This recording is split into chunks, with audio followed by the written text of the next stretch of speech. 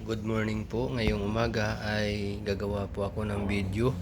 Gusto ko lang pong sagutin yung katanungan na paano po ba makasigurado na makasama ako sa rapture. So ito po ay katanungan ng dalawang klase ng tao. Una, yung mga hindi pa talaga ligtas, at yung isa naman ay ligtas na pero gustong masigurado. So doon muna po ako sa mga taong hindi pa talaga alam yung pamamaraan paano makasama sa rapture. Yun po ang gusto kong sagutin dahil napakarami ko pong mga kakilala, kamag-anak, kaibigan na hindi pa po talaga alam yung pamamaraan kung paano makasama sa rapture.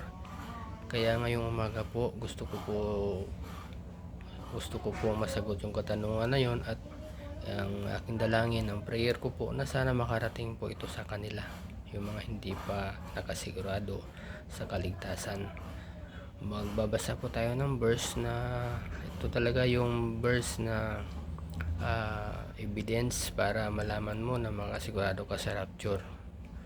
Una po na verse, gagamitin po natin yung sulat ni Apostol Pablo sa unang Tesalonica, sa chapter 4 po, verse 14. Basahin ko po. For if we believe that Jesus died and rose again, even so them also which sleep in Jesus will God bring with him. So yun po, kung talagang manampalataya ka na si Kristo ay namatay at nabuhay muli, sabi niya, dadalhin ka ng Panginoon kay Kristo Jesus doon po sa taas, sa rapture po. Maghihintay po ang Panginoong Kristo doon sa rapture.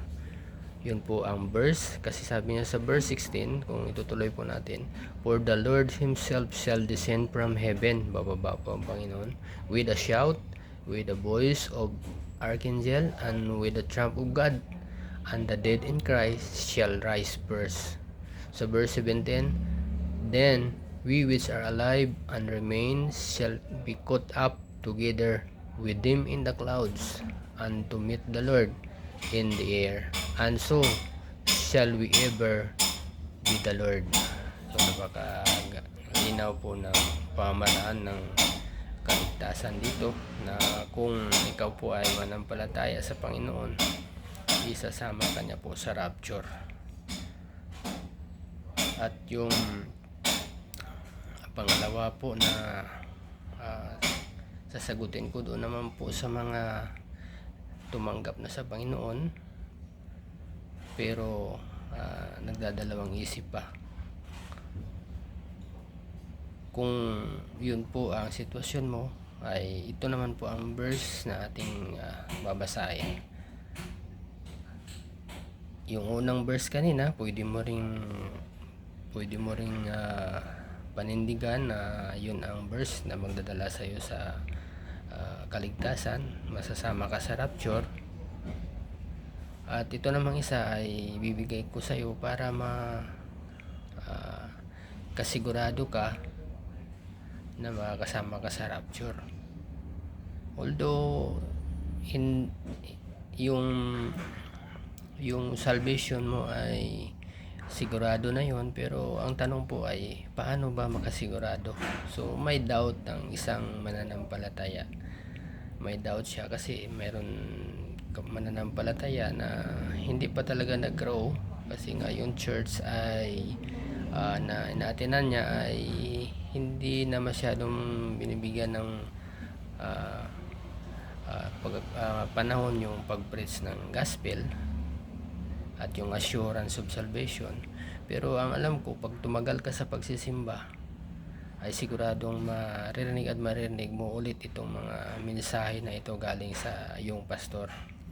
Pero sa oras na ito, bibigyan kita ng isa lang, kasi marami talagang sagot dyan na makakasigurado ka sa rapture. Pero bibigyan kita ng isang verse na pwede mong basahin sa 2 Timothy chapter 4 verse 8. Sabi niya, si Pablo ang nagsasalita nito, pinadala niya yung sulat kay Timothy. Sabi niya, henceforth there is laid up for me a crown of righteousness. May crown of righteousness na daw si Pablo, which the Lord, the righteous judge, shall give me at that day. At that day sa judgment seat na ibibigay daw sa kanya ng Panginoon, and not to me only, at hindi lang sa akin ibibigay, kundi sabi niya, but unto them also that love his appearing. So yun po ang verse na kung ikaw talaga ay nakatanggap ng kaligtasan at nagdadalang isip ka, sabi ni Apostol Pablo, may ibibigay sa akin ang Panginoon na crown of righteousness. At hindi lang sa akin ibibigay, kundi para din sa iyo na minamahal mo yung kanyang pagbalik. Kumbaga, inaabangan mo talaga na, Lord, kailan ka pa babalik? Hirap na ako. Kailan ka pa ba babalik para sa mga tulad namin? Kailan nyo pa ba kami kukunin? Sana po bumalik na po kayo para makapunta na kami sa iyo, makakasama ka na po namin. Yun po, pag ganun po ay talagang, kung yun ang feeling mo, makakasigurado ka na talaga. Kasi marami namang verse sa Bible na makakasigurado na makakasama ka sa rapture. Pero kung ikaw mismo sa iyong sarili na gusto mo na talaga na makita ang Panginoon, ay sabi doon ay na makakasigurado ka sa rapture. So yun po dapat ang nasa isip ng isang mananampalataya na gusto niya lagi na makita na yung Panginoon sa araw-araw. Araw-araw niya nang ini-expect na babalik yung Panginoon. Yun po ang ibibigay ko sa iyo na verse para makasigurado ka. Kung yun po ang nasa puso mo, na lagi mong inintay yung Panginoon, makasigurado ka sa rapture. At doon naman po sa mga hindi pa, ang prayer ko, sana manampalataya na po kayo sa Panginoon para makasama po kayo sa rapture. Sabihin nyo lang na, Lord, ako po ay nanampalataya na ikaw ay namatay at nabuhay muli sa ikatatlong araw para iligtas kami ng mga makasalanan. Isa po ako doon, kaya ako po ay nagpakumbaba, humingi ng kapatawaran sa inyo at nanampalataya po ako sa iyong ginawa doon sa cross. Yun po ang pamaraan para makasigurado sa kaligtasan at makakasama ka sa rapture. So kung yun po ang ginawa mo, ang susunod pong gagawin ay magpunta ka sa mga churches na nagtuturo ng rapture, kaligtasan. Yun po ang puntahan mo na churches para makasigurado ka at hindi ka dalawang isip na ikaw ay makakasama sa rapture. Yun po ang gagawin mo para mag-grow ka sa iyong pananampalataya. At habang nandun ka ay tuturuan ka ng mga kapatiran, pastor, paano ka magkakaroon ng reward kung sakali man dumating ang Panginoon. So sana po, ang prayer ko ay marami po ang maligtas, makarinig ng kaligtasan at maligtas po sila.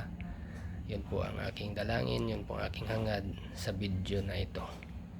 God bless po sa inyong lahat.